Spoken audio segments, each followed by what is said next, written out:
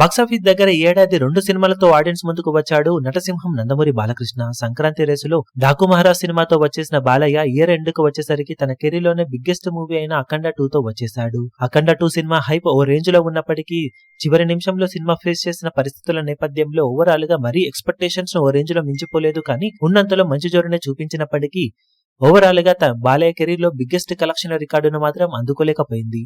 Daaku Maharaj movie మొదటి రోజు 25.72 కోట్ల రేంజ్ లో షేర్ అందుకోగా అఖండ 2 సినిమా 25.25 కోట్ల షేర్ మార్కును అందుకుంది. ఓవరాల్ గా ఈ ఏడాది టాలీవుడ్ లో రిలీజ్ అయిన సినిమాల పరంగా టాప్ 5 బిగ్గెస్ట్ ఓపెనర్ గా నిలిచింది అఖండ 2 సినిమా.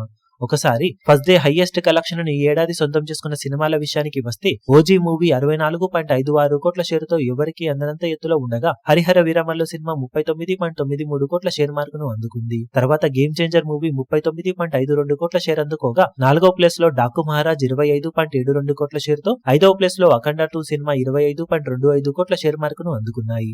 మొత్తం మీద టాప్ 5 లో 2 సినిమాలతో బాలయ్య, పవర్ స్టార్ పవన్ కళ్యాణ్ లు మాస్ రచ చేశారని చెప్పవచ్చు. ఇక తర్వాత ప్లేస్ లో వార్ 2 మూవీ 21.76 కోట్ల షేర్ తో, సంక్రాంతికి వస్తున్నాం 17.18 కోట్ల షేర్ తో, కూలీ 14 కోట్ల షేర్ తో, హిట్ 3 12.91 కోట్ల షేర్ తో, కింగ్డమ్ 11.34 కోట్ల షేర్ తో, కాంతారా చాప్టర్ 1 10.80 కోట్ల రేంజ్ షేర్ అందుకొని డబుల్ డిజిట్ షేర్ మార్కును తెలుగు రాష్ట్రాల్లో ఈ ఏడాదికి అందుకున్న సినిమాలుగా నిలిచాయి.